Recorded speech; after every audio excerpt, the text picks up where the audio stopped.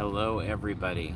We had a little bit of technical difficulties there for a second, so apologies for that. We're a minute or two late here, but we are here to talk some more Comic-Con, and there's a lot to talk about, so hopefully this won't go too long here, but a lot of different things just from the day today, and just some of the announcements, too. We wanted to hit on a few things, because obviously as we're getting closer to Comic-Con, there's more and more news there, but our day in San Diego, I would say, has been quite warm, if we had to sum up in one word, right? Yeah, it's definitely been very warm, very reminiscent to the year when it was, I don't even know how hot it was, but there was like no cloud cover, so it's been very warm today. And I think I said the same thing last week, but this week it's even warmer. Yes. So hoping that for Comic-Con it cools down, because if it's this warm, it'll be a challenge. So. Yeah, was funny because the video we're shooting today, like we've done some lives today and we're sharing those. Obviously, right now we're doing one, but one video we're working on is kind of our big outside the convention center video that we've done every year. Annual as it goes with Comic-Con. Obviously, we've not had a Comic-Con for a couple years, so we haven't done it those years. But so I was looking at the 2019 one and just kind of refreshing my memory on some of the things we talked about and things like that. And we're in like sweatshirts and it's a gray skies and it's like, it feels like it must have been like 60 degrees or something like that. And then today is like the total opposite of that. So it has been a warm one. So we'll see how it proceeds as we get closer to Comic-Con. But talking about our day in San Diego, besides it being hot, we did finally get to see the Paper Girl trolleys from Amazon, which was fun to see in person. Last week, we missed it by a day, I think. Like we came on Monday and they hit the tracks on Tuesday, maybe? Something like that. It was very close. Yeah, it's so kind of frustrating because we would have liked to see it, but alas, we had to wait till today. Yeah, and then we thought we found new trolleys that had skins on them, but they are for San Diego State's stadium. So we saw them like way down, and they had a date of like September 2nd, and like, oh, what are they promoting? It's like, nope, it's a stadium. So no news on that front there. In shooting the video around the convention center, and that will be coming up this week in terms of just a lot of the general tips at talking about things for people that haven't taken care of parking, trolley stops, some off-site general strategies, not specific, like we don't talk about specifically, like say House of the Dragon that was revealed today, although we'll talk a little bit about that on this show in a few minutes, but we talk kind of generally about some philosophies and things that we found to be successful, and so we're still putting that video together. In fact, when we get done recording this, we'll get back to that, so that will be coming out as well.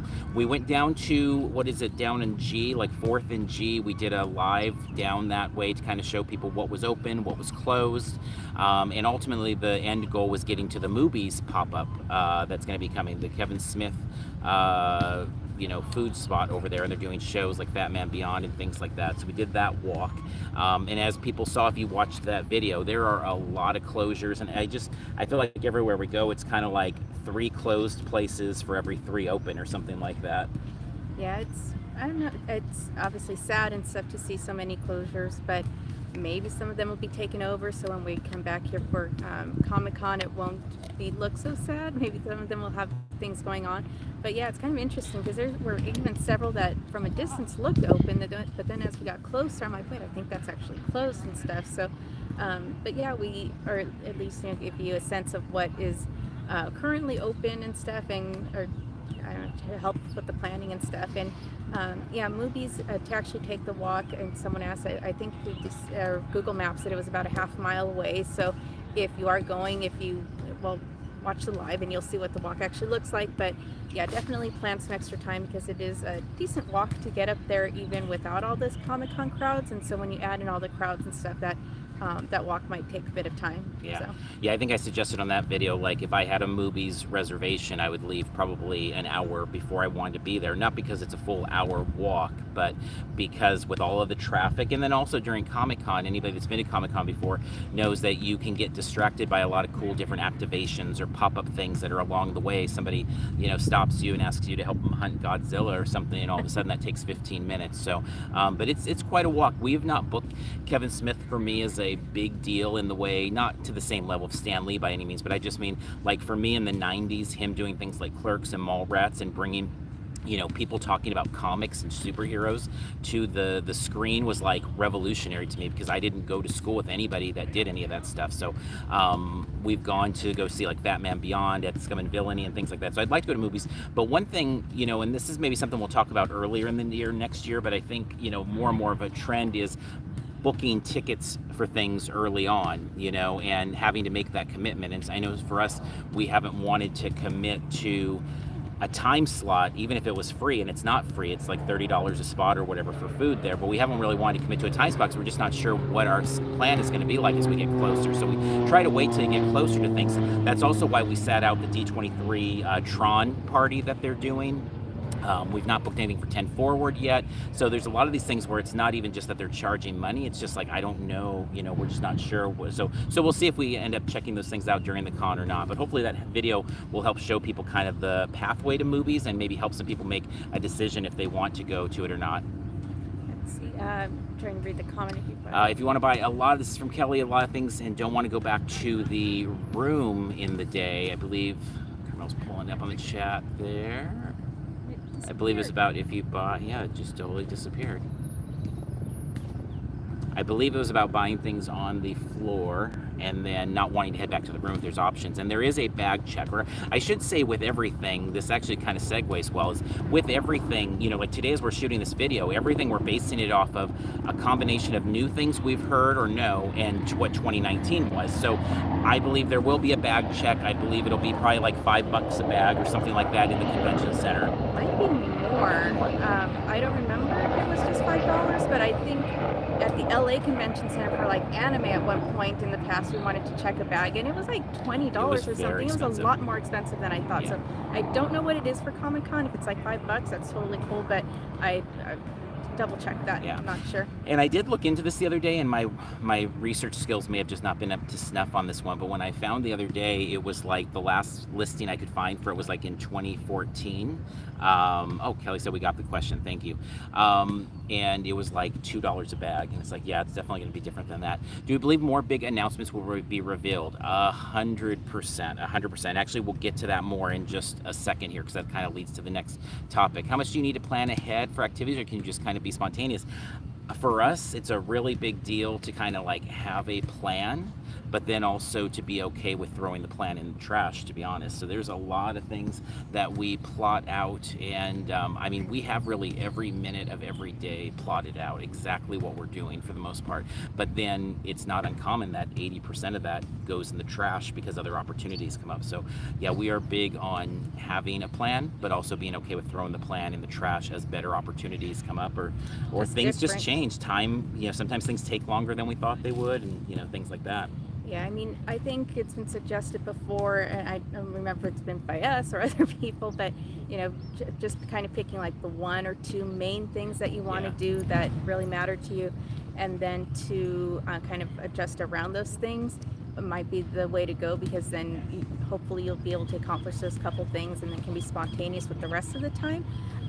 But yeah, it is kind of tough and kind of interesting to want to do these things, but then to have to adjust on the fly, and we're constantly pivoting like as the day goes. I mean, the one year we ended up spending like the entire day in Hall H. We had fully other plans, but because the Hall H line had cleared out, I think for Star Wars the night before, we were actually able to get into Hall H without having to camp out and stuff. I think we got here like at 8 in the morning or something, and we're able to get into Hall H. It was like 7:30, yeah. And this is actually, it's great that you brought that up, because we're really like right where we got in line, which is, I should say, we're recording in the Barcadero Park over here by Ray's show. We were way out. Shack. We were way out, but as we were driving in, you were driving in, I was on Twitter, and people were tweeting that like the Hall H line, that they thought it might be achievable on a Saturday, and like on that day was going to be like whatever Justice League stuff, whatever Deadpool stuff. Like, it wasn't a Marvel day. Marvel wasn't here that year, but there was a lot of stuff that was going to be coming in that day.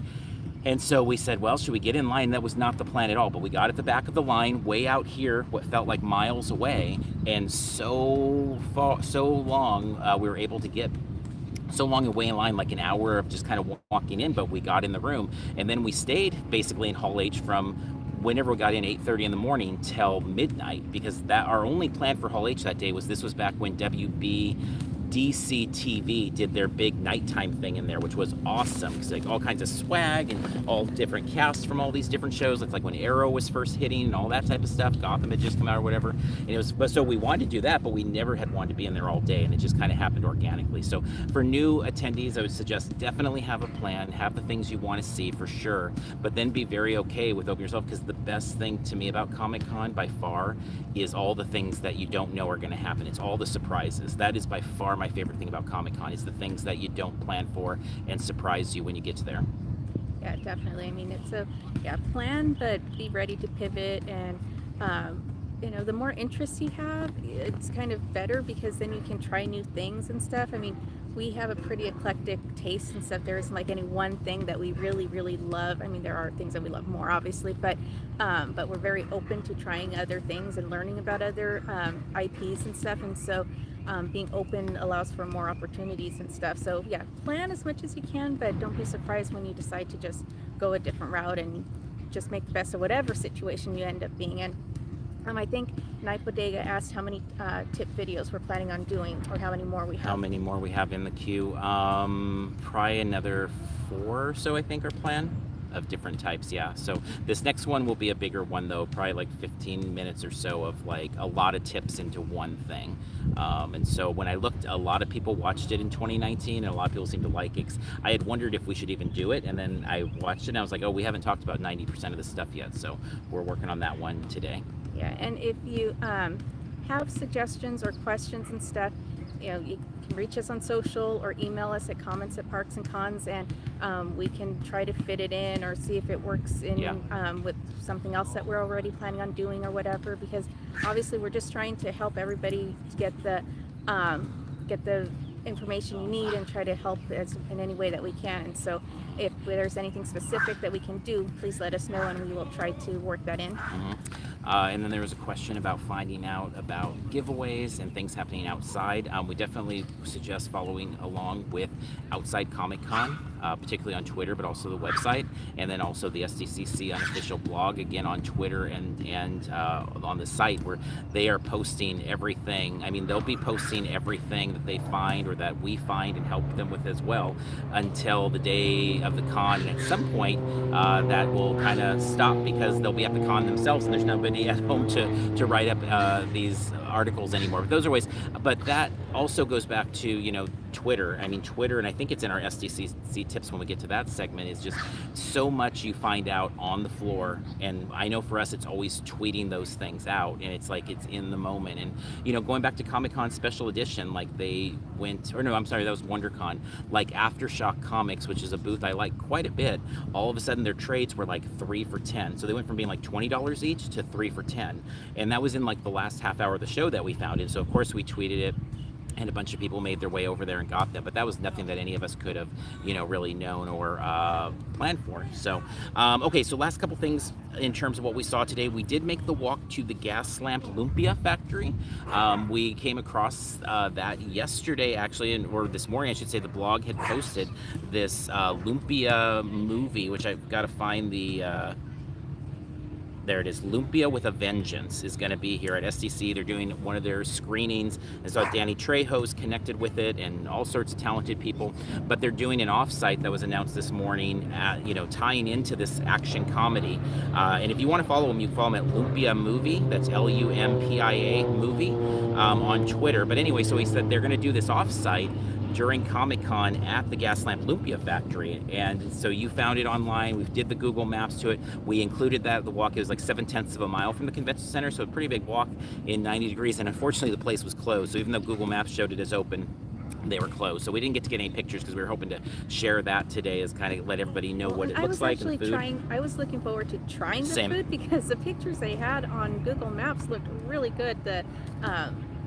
They're kind of like spring rolls, I guess. I don't think I've ever tried it. I think it said that it's like Filipino type of food, and it looked really good. And I think they had like garlic rice and stuff. And I was like, okay, this all sounds really good. And I was really looking forward to trying that today for lunch. But alas, it didn't look like they've even opened yet. No. So their website, their website said that they weren't open yet, but Google Maps seemed to indicate that it was open. And so unfortunately it wasn't. So Yeah. we'll have to try that another time. Hopefully they'll open soon and we can try it and take some photos and stuff. Yeah.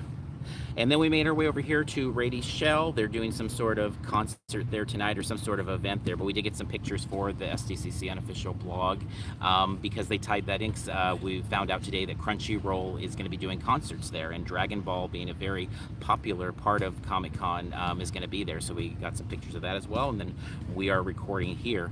So going back to the question about more announcements coming, and that's kind of our next segment here, is just kind of the big news in the last week. And as we're getting closer, there's going to be more and more things that we all can consider big news, because there's a lot that's going to be coming out. And I think this year more than ever, there are always things that are like the day before Comic-Con, the day of the Comic-Con, and all of that.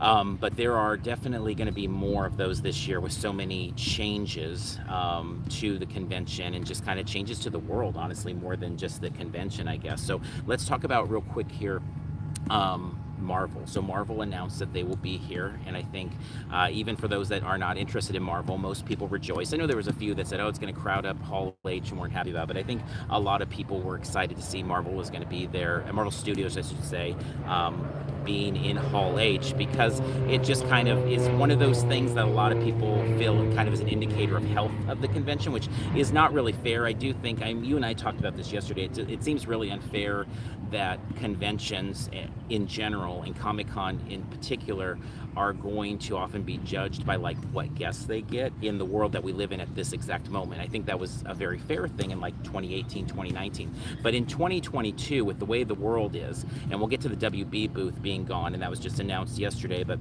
it's really tough to say, oh, what's going on? Is Comic-Con not as popular anymore? And it's like, we live in a very strange world. These are very incredibly strange times. So I don't think that, the WB not being as prominent as any, terrible thing for this time around, and we'll see where it goes in the future. But I think Marvel coming was not a surprise necessarily. I mean, I know there was a lot of people that there was some report that some site did about that they weren't coming, and it didn't have any good really resources or things like that. And I don't know, for me, I guess I'm a very cynical person, because everything I see online, I always figure that it's not true until I really investigate in it. But I see a lot of people like posting like, oh, Comic-Con's not, Marvel's not coming, and they're going to be just at D23. And they usually, or not, I shouldn't say usually, but they've done both, I believe, since like 2015 was the last time Marvel skipped here and came to D23. So I don't think it was a surprise, but I do think it was very good news. And I think particularly seeing the way a lot of people reacted to the WB kind of downsizing on Monday, I was like,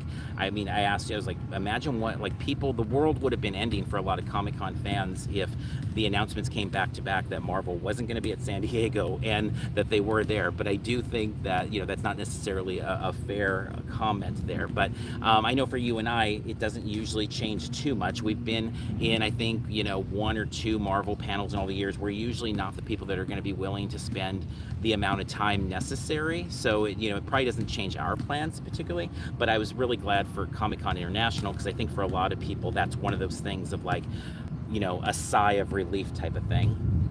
Yeah, definitely good news that they'll be there. But yeah, one of the questions that was, are you surprised by the amount of offsites that are coming in? To me, it's kind of related in that I think for me personally, I'd set my expectations pretty low on what would be here for Comic-Con.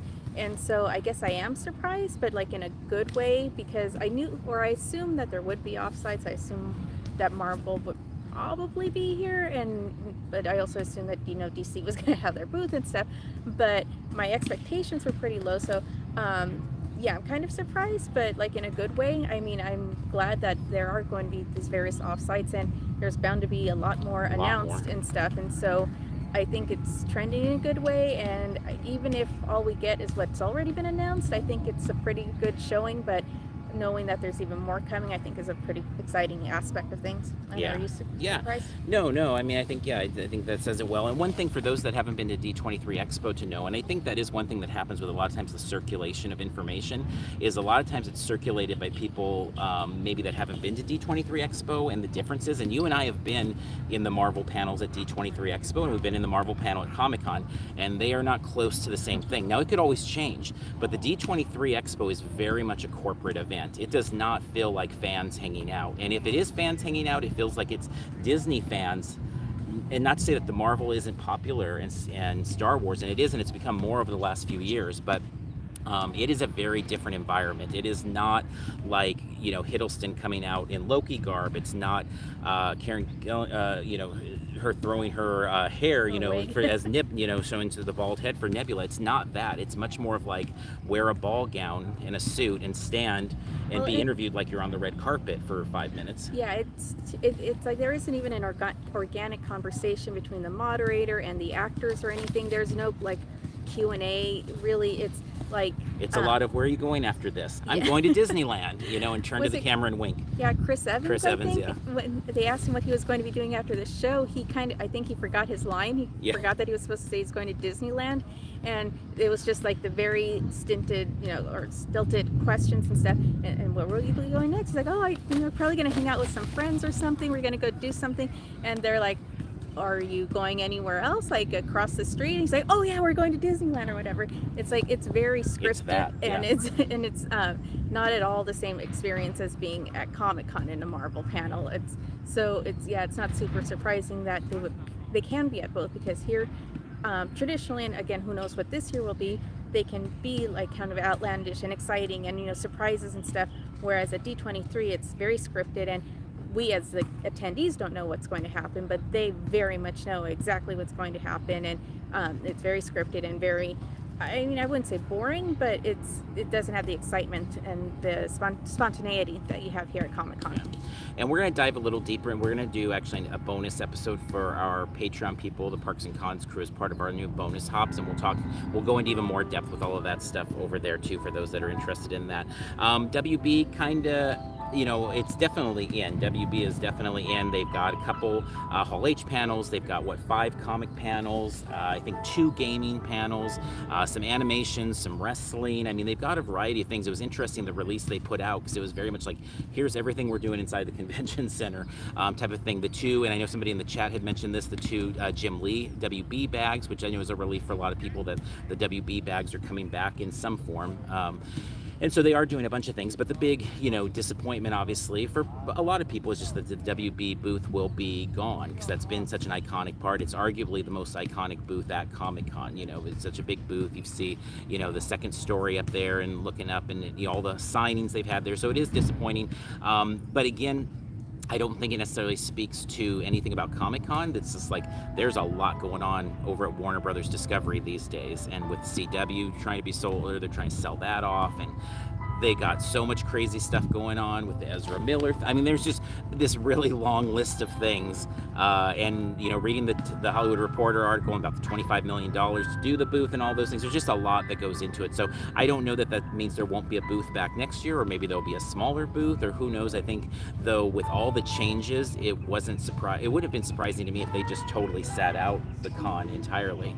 But they're not. And, having them today, then, to follow up, that we have HBO Max, obviously part of the whole WB stuff, that they are bringing the House of the Dragon, gotta get it right, House of the Dragon, the Game of Thrones prequel, I think is a very good sign of interest and of love. And it also mentions in the article about it that they're going to have, various prior activations, like find the HBO Max, I forget the name of it, but in reading the blog's article, that they're going to have all these different HBO Max kind of spots around the gas lamp where you could go and find and get like custom swag and fast pass tickets to the Game of Thrones experience and other activations. And it made it really clear in this one that there's more coming from HBO Max. So you can kind of think about all the content offered there. I know we did the Peacemaker one at Special Edition and loved it. That was such a fun time, even though my gun jammed and I didn't get quite as good experience as you did.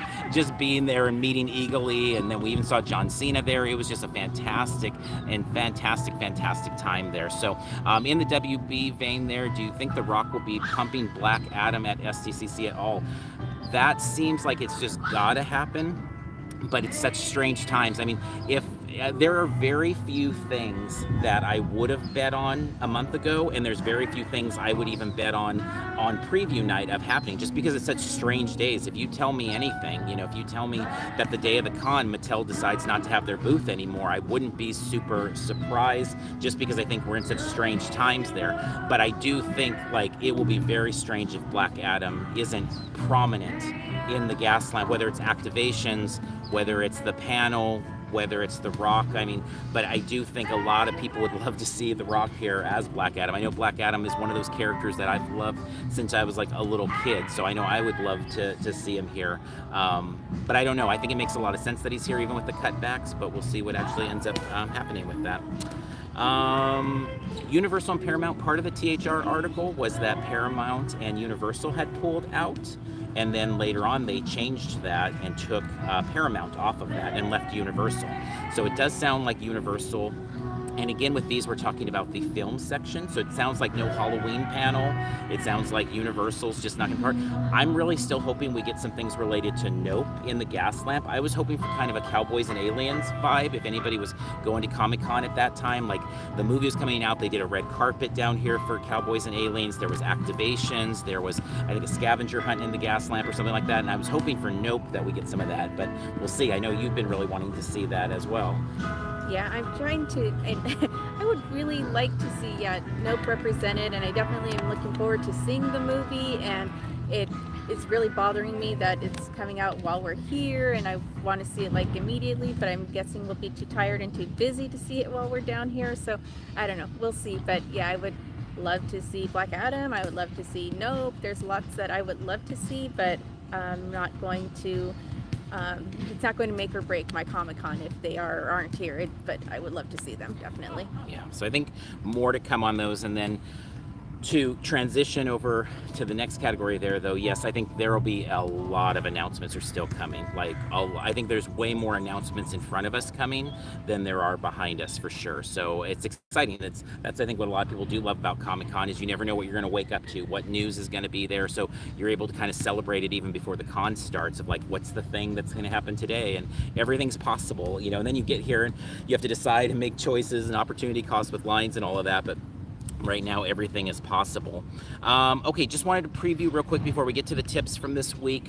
With the preview, again, for those that are with us on Patreon, part of our Parks and Cons crew, we introduced a couple days, really just like 4 or 5 days ago or something like that, but we introduced a new kind of thing, bonus hops, where we want to do basically during these kind of key seasons of the year for us, and this being one of them, San Diego, of course, where we do specific giveaways each week for everybody on Patreon there, in addition to our normal thank you gifts that we do every month there, but also bonus content there. So last week we put up a video about a spot for food that we kind of think is a great spot that's kind of off the grid a little bit there, and then we are going to do a podcast probably after we finish this one to take a little bit deeper dive into some of the trends that we're seeing with Comic-Con this year and some things that we think are going to happen there. So keep an eye out for that if you are part of the Parks and Cons crew there. And then we do have that outside Comic-Con video coming as well with a bunch of stuff there.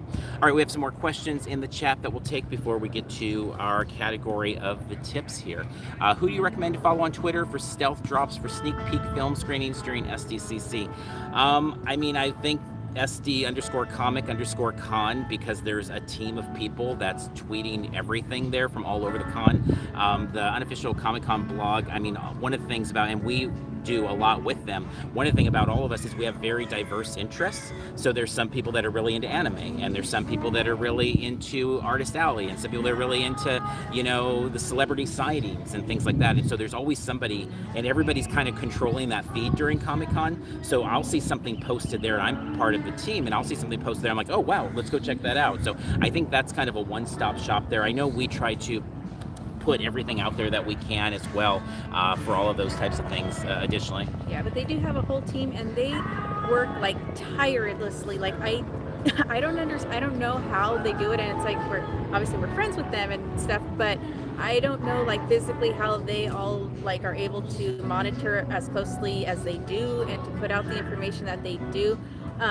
So yeah, that is kind of the one-stop shop. Now, that being said, if there is an IP property that you're really into, then I'm sure you're already following them, but maybe turn on the notifications and stuff as you get closer, because if they do have anything that comes up, you may be the first to know because you're already following that outlet or whatever. But yeah, it's Twitter's definitely helpful. But you know the properties that you're into, you know where they post. If they're Facebook, if they're TikTok, wherever they post, you're probably already following them. But again, turn on the notifications so that you can get it quickly, and then you can be the ones to let us know if there's something going on that we've missed or whatever. But otherwise, yeah, the blog.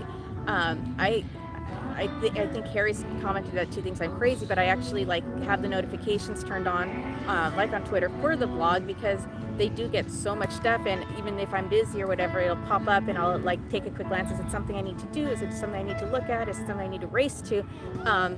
Because again, there's a team of them, and they again work tirelessly, and it's insane. It's like very impressive how they're able to do everything that they do to gather all the information. So definitely, I definitely follow them.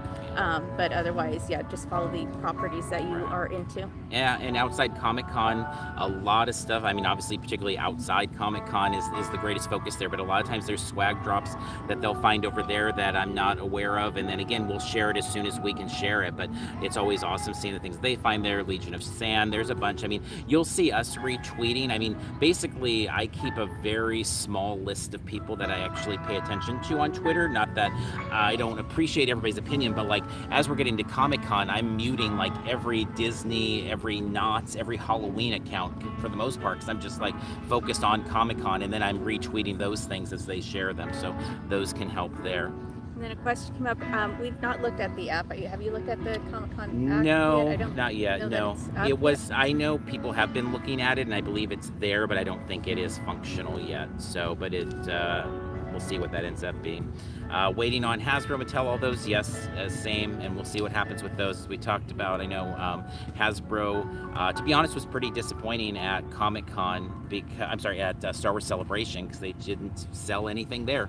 And for us that only get Star Wars Celebration once every 5 to 10 years out here, it's like exciting, like, oh, what's the Hasbro figure going to be? And it's like, you know, they handed us a QR code and said order it, and they're actually shipping now, which I'm surprised, but it's not the same as picking it up at the booth. So we'll see how much Mattel was doing some pre-sale things there as well, so we'll see what they're actually doing. I am not expecting much from any of the exclusives.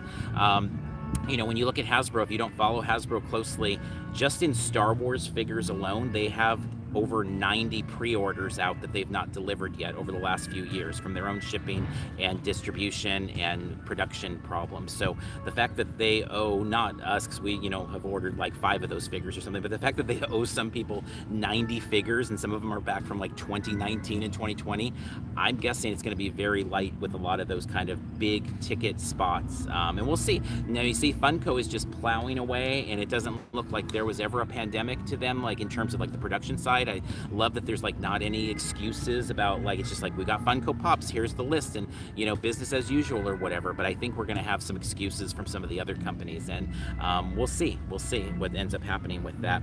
Okay, let's hit some of these tips here from this week. So I've got a couple that are kind of the IRL, and then a couple that are virtual, meaning some things to do as you're at the convention that week of Comic-Con to kind of keep an eye out for, to help.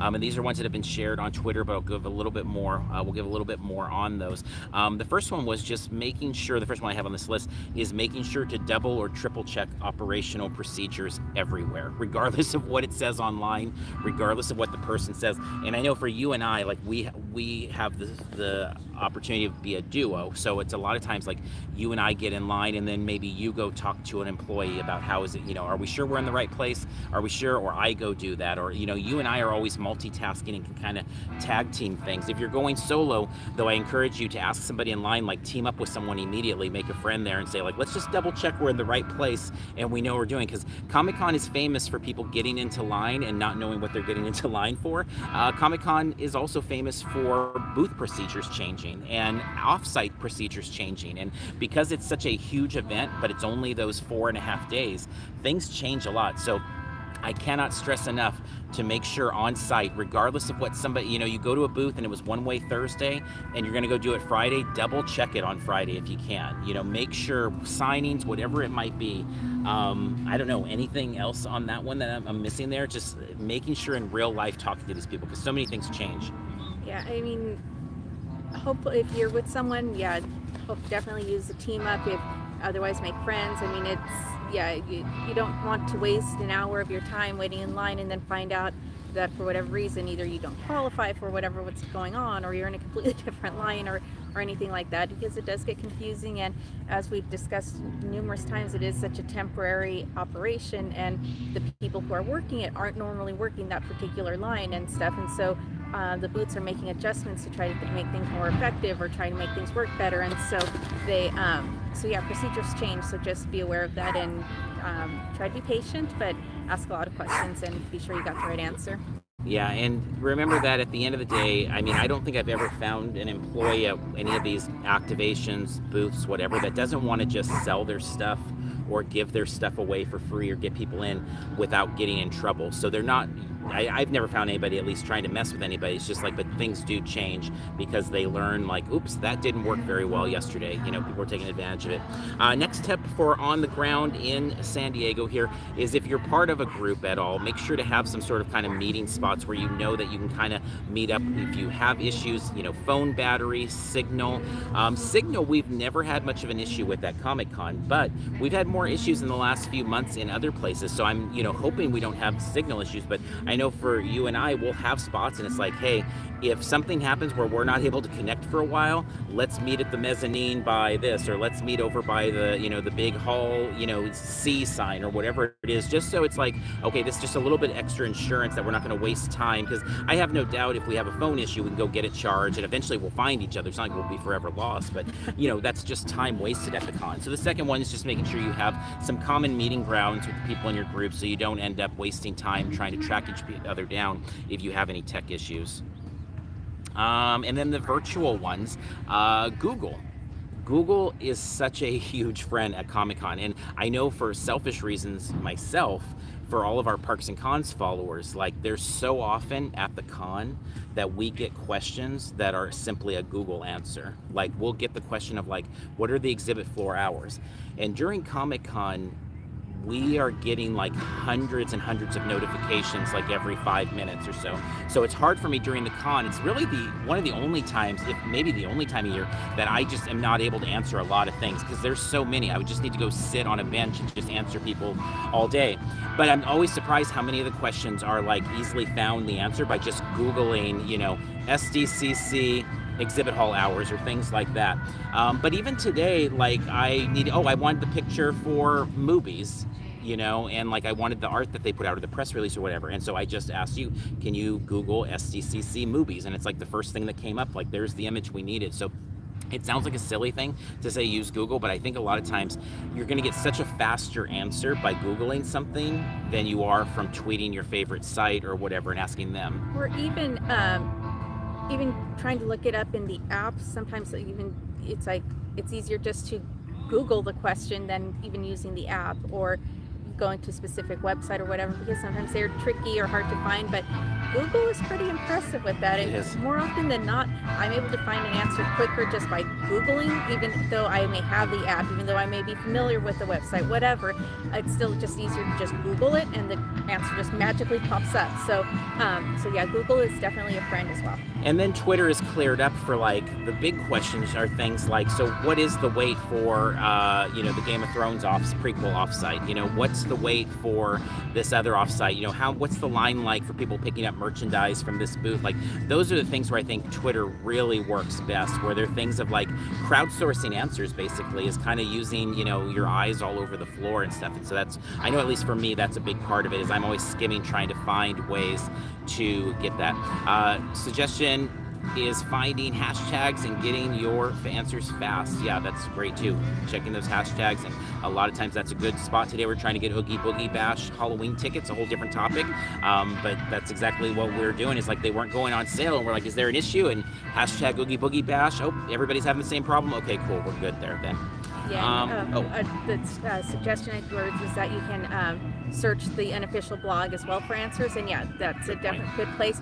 Well, and today when we asked me that question about movies, the first answer from Google was to the blog's movies article post. So yeah, the blog, you can search their website as well and probably get an answer. Or if you Google it, you might still get directed there anyway. So. Next one, Twitter is, again, by far to us like the best tool during Comic-Con. Like, I can't think of a better tool than Twitter.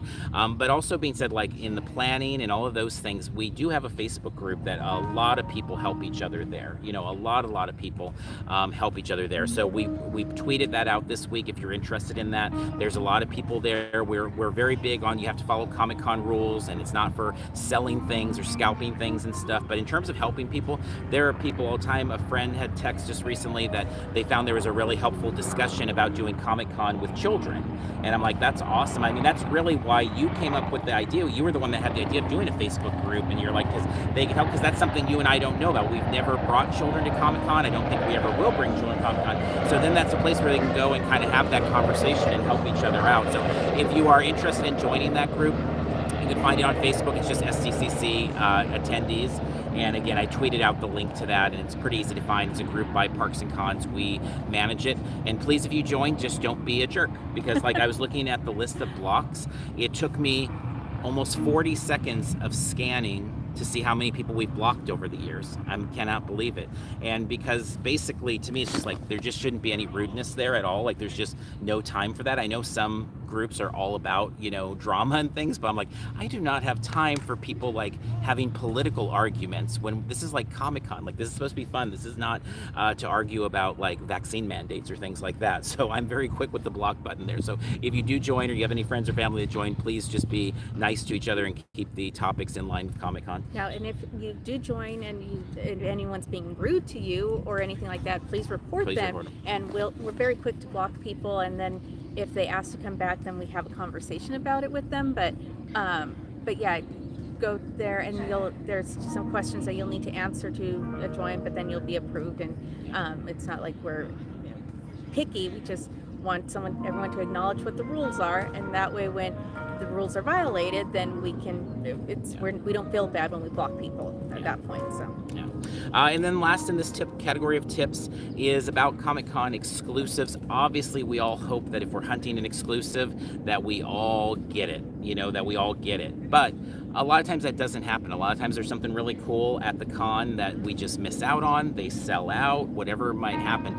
And so as a reminder, Comic-Con exclusive prices are terrible during Comic-Con. They are very, very bad. And so with that being said, make sure to wait if you can. I mean, if you can be patient, a lot of times you can pick up things from Comic-Con pretty cheap a year or even a couple months later. And so, you know, I know a lot of people get frustrated if they miss out on something, and they'll just get on eBay, on the eBay app on the floor, and buy that Hasbro exclusive or whatever, but so often the prices go down. Not to say they always do.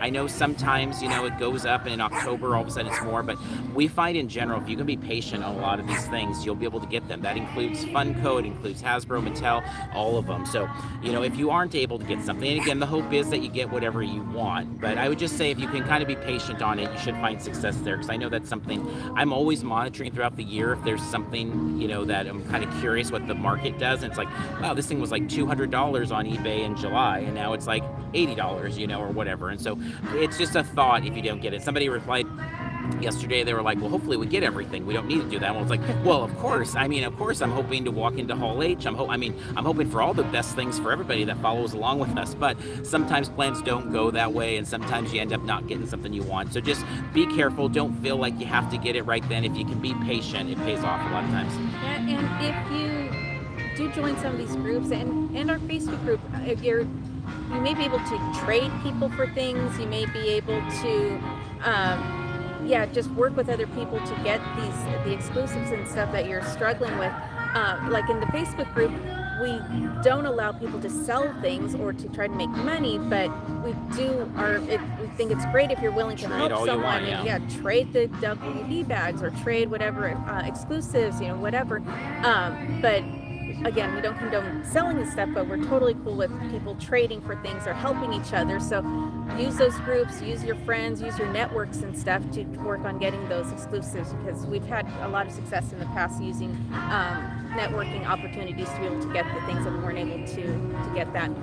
And I should note also, there's also a lot of San Diego Comic-Con Facebook groups that are totally okay with selling things and scalping and all of that. So, there's a lot of places to find those groups too. So, I mean, whatever people want to do with their own group, we just are really big on trying to keep like for lack of a better term, like safe place where everybody's following the Comic-Con rules and there's not, a bunch of battles over monetary things and stuff like that. So that's just our, way of doing it, but it doesn't mean that those things aren't achievable in other places as well, so you can do that too.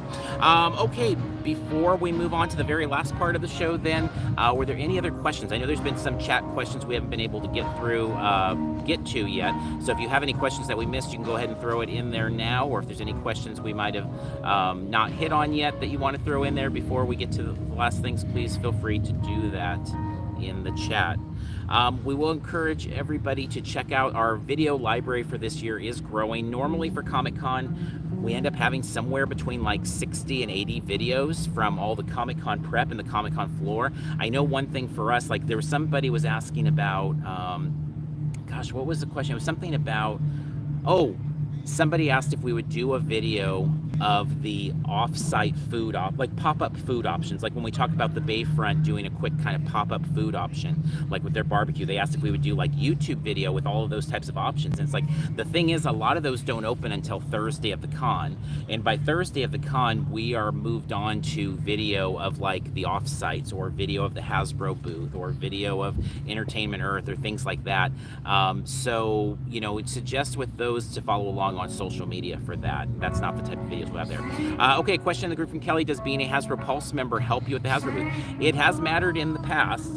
Will it matter this year? Not sure, and not sure if it's even going to matter at all, because maybe there's not going to be much or anything for exclusives yet. But it has mattered. In fact, you and I first became Pulse members because of that exact reason. Like, that was like, they sold us on Pulse on the convention floor, right? Wasn't that the first year? Like, I think in the first year it was like, get a golden ticket for the front of the line by buying Pulse. I do remember that. Like, you were in the Hallmark line and I came running over to you and I'm like, I think we need to like join this Pulse thing, because I think we can just not have to worry about Hasbro. And you like bought it on your phone, and we had Pulse members, and like the next day, like Thursday morning, we just walked into the booth. So it has mattered in the past, and it has been a big deal in the past and been really beneficial in different ways. But again, we'll see this year. 2019, there was even a Hasbro party that I went to. You did, yeah. You were a member. You went to the Hasbro party. Yeah.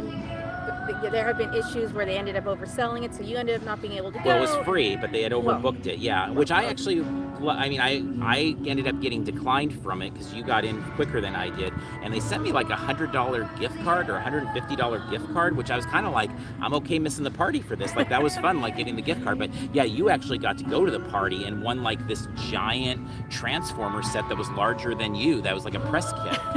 Yeah, that was fun, but I'm definitely not holding my breath on that happening again this year. So, yeah. But maybe it'll matter. We are still Pulse members, so we'll see. We are Pulse members, yeah. But we'll definitely post that. The Mattel booth, how does it work? It has fluctuated over the years. I want to say in 2019, and anybody in the chat can feel free to correct, or anybody on social afterwards for the audio only people. But I believe in 2019 it was a blend of some like pre-order type style and also some on the floor type purchases there as well. And they have their line back at the convention center there. The days of Maddie Collector are long gone, where we used to walk over to the Marriott and pick up big bags of stuff, and that was a whole different type of frustrating process. So it's a new form, or different form of frustrating these days. They said, yeah, so pretty sure you're right that it was a separate line for the booth for Hasbro. I thought I saw another question. Did I miss in there? Let me go back, or no? I'll check, but the last question was Mattel Lottery. We do not know that yet. We don't know any of that yet. And I guess that's a good place maybe to take us to the next spot here, is just, really make sure to temper expectations on a lot of these things, and make sure to know that if there's something this year, I was thinking a lot about this, like if this was my first year at Comic-Con, I don't know what I would think, because a lot of things are going to be different. And so I don't know what, I mean, it'd still be amazing. I'm sure it's going to be amazing, but it would be different. And so, I wouldn't have the stars in my eyes maybe for some of the things that I do from watching the event grow since 2005. So that being said, just know that anything that happens this year is not an indicator of what 23 or 24, 25, I mean, we'll see. This is going to be a year by year thing. I think a lot of the problems that, have happened are not necessarily things that were predicted in 2019 or 2020. There's been a lot of changes. I know one thing that we did our wrap-up video for 2019 on the floor and all the swag and stuff, and one of the things I was surprised because somebody pointed out was that I talked a lot about kind of streaming being a bigger player in things, and now it's like, well, that definitely seems to be the case as we're going to go into 22 here, but at the time that was like conjecture, and now it seems like it's going to be more fact. Okay, so we had an answer on our Mattel there from Cars1223. Yeah, pre-order online and confirm in person at the booth. They shipped everything after the con if you pre-ordered. Thank you very much for that, because I have not done Mattel in, I don't know, 5 years. It's been a while. Mattel really, that's a topic for a different day. Hasbro's really souring me now, and I'm almost not wanting to give them money, and Mattel soured me, I don't know, 5 years ago, so we'll see. I'm becoming a disgruntled toy collector as I get older here, so we'll see. How do you guys do your lottery points? And we're talking about like exclusive signings, things like that. What we normally do, and we'll see how it works this year for the system, or I shouldn't even say normally because there's not much experience with it, but we really put it into what we are most interested in. We'll put more into less, basically, more of a focus, and you and I team up. We don't team up with anybody else, but if you have a larger group, much like getting Comic-Con tickets, it's not a bad idea to try to kind of help each other out. If somebody's not interested in any exclusives this year, they might be able to help you out and get you into something there. But for you and for us, we just kind of pull our points and say, well, we would love to get into the Funko booth, so let's go hard for that, or we'd love to get into the Lego booth, and we want to do that.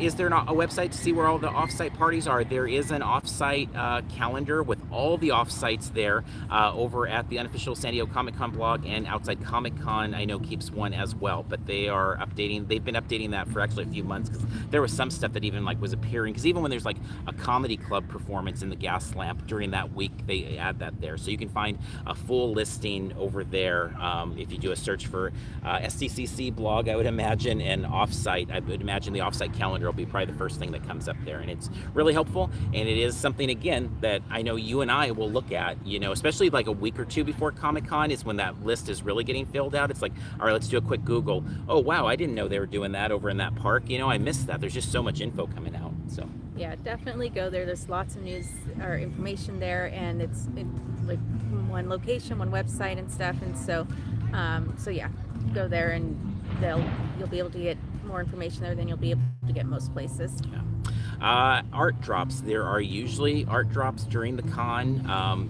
Jim Lee has done them. Liefeld has done them. The Geeky Hooker has done them as well, etc. Not that I know of.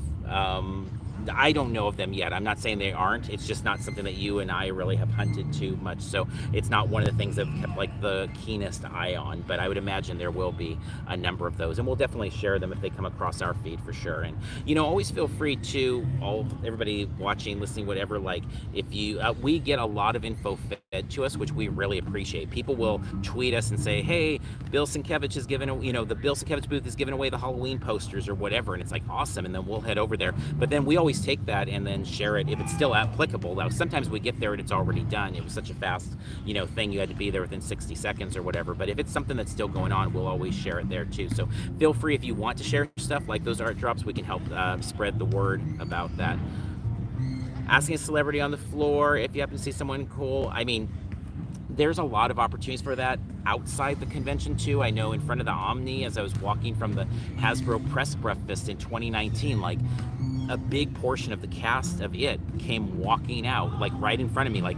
Security stopped me, and it's there's Bill Hader, and there's they're McAvoy, and they're all just right there. And they spent McAvoy particularly spent a long time taking pictures with everybody and signing things and stuff. So I think a lot of times you get a vibe from them if what they're into. Now in that case, Bill Hader had no interest in it. He was like gone. He was like, do not come close to me. And McAvoy was like, hey, do you want it? Like, I was kind of on the outer circle, but I'm like, am I supposed to go in there? I feel like he wants to take a picture with me. Like, he was being so overtly friendly with that. I did ask Dave Filoni for an autograph on the floor at Comic-Con once, and he was hesitant. This is long before The Mandalorian. This was over a decade ago, back in the Clone Wars animated days, and you could tell he was kind of like, I don't know if I should do this, and he hesitated. But then he was like, yeah, I'll do it, and he signed an Ahsoka plush that I had, and a clone trooper that I had, and so he did it and was very kind about it. So I mean, I think the celebrities, when they're at Comic-Con, I think they know what they're doing there. Like, everything at Comic-Con is about promoting things, so I think they most know, or they know. That said, it doesn't mean some of them don't get overwhelmed or inundated or have their own social anxieties about it. I know a lot of people had said about Hader at the time that the reason he's so reticent to signing is that he has kind of social anxiety about, crowds and things, and it's like, I don't know. I just know he jumped in the van, but McAvoy stayed around and stuff, so I don't think there's any big problem of signing. And actually, right here behind us, for our first time people, these big boats, or ships, right? Not boats. These big ships behind us often have streams of celebrities that walk out, and you'll see autograph hunters just hanging out here, waiting for people to get off the, some new IMDb boat or whatever. Yeah, and a lot of times as the talent comes off, there'll be a line on both sides, and some are quickly signing, and some don't sign at all. So that can be a good spot for autograph hunters. Yeah, I think it's really kind of up to you, and kind of, I mean, of course we want to be respectful of everybody, and if someone looks busy and like they don't want to do an autograph, probably not the best time to stop them. But if they're seeming friendly and stuff and seem open to it, then go for it. Personally, I'm kind of more introverted, a little socially awkward about things or whatever, so I don't know that I've ever stopped anyone like that to ask for an autograph or anything. And we have encountered celebrities, even, well, both at Comic-Con, on the floor, out in the real world and stuff, and I don't think that I've ever, and Night Bodegas, as I say, observe the celebrity and proceed with caution. And I think be nice. Yeah, I think that the be nice part is a good way to go, and be respectful. And if they're not able to, there's probably a reason, or if they don't want to talk to you, there's probably a reason. So yeah, just use your best judgment. Try not to be creepy about it, though. Yep. Question in the chat, Xavier asked about doing the vaccine check on Tuesday, and that does seem to be the case, that they're going to start that check-in process. I believe it's on Tuesday. I need to double check for ourselves, because our plan is to go as early as possible. That I know we've talked about going on Tuesday there to get that taken care of. So yeah, I'm not sure the hours. We actually have Anime Expo this weekend, and so right now all in my head is their hours for vaccine check-in and badge pickup and all of those types of things. But yeah, I believe Comic-Con, you can pick them up on Tuesday there as well, which the earlier you can get that out of the way, it's just a nice feeling to know it's done and to move on to the next thing. So okay, so our last thing here, again, we have a bunch of videos on the playlist. I think we're up to like 10 or 11 videos. So if you are particularly new to the con or haven't seen some of our videos, I would suggest checking the playlist, San Diego Comic-Con 2022. There are, talks like this, but there's also very specific ones of looking at food options in the gas lamp. There's a whole range of videos. And again, it'll just keep adding on in the weeks and the month. I shouldn't say months ahead, I guess, anymore, because we're just like 3 weeks out or whatever. So in the weeks ahead, there'll be lots of videos even hitting there that you can watch while you're waiting in line for something, maybe on the Comic-Con floor as well. We did in 2019, I think we did in 18 too, we tried to do nightly wrap-ups that kind of gave us a video gave people, attendees, a video of like, this is what we did yesterday, these were the successes, these were the failures, these are booths you should check out, things that we were noticing. So I think we'll try to do that again. We'll see. It's a very tiring con, but we did it every night of 2019, and I saw a lot of people were very interested on Wednesday, Thursday, Friday, and then by the time Saturday, Sunday came, it's like, okay, I know what I know there. The vaccine check, we've got a question in the chat. That should be at the front of the convention center. These shuttles are dropping off in different locations to help make room, it appears, for the vaccine check there. So it looks like if you just head towards, hall A through H, you'll probably very easily be able to find where you're going to get your wristband at. So with that said, then please check out those videos. We thank everybody for the support for our Parks and Cons crew. Particularly, we want to thank you for all of your support there. We will have more bonus content, and another winner of swag over there as well. For everyone else too, we'll continue to have giveaways here leading up to the con and also at the con. So keep an eye out for us for prize drops and the gas lamp and things like that as well. The days leading up to the con, even that Monday and Tuesday, we usually do a few of those. So, and we thank everybody in the chat for all their kind words and for tuning in there, and for all of our audio only listeners as well. We thank you so much. We hope that this is also helpful for you, even though you're not able to, ask live questions there. Hopefully, we know a lot of people, it's an audio only world from them, and that's how it is for me. I never watch live streams, like maybe one a year, probably max. For me, it's all about, like, I go to my phone and download the podcast. Yep. Thank you for joining us. When we should be back next week. Yep. Is the plan with another live. So check out the playlist for the others. So. Excellent. Thank you. Have a great day. See you in line somewhere.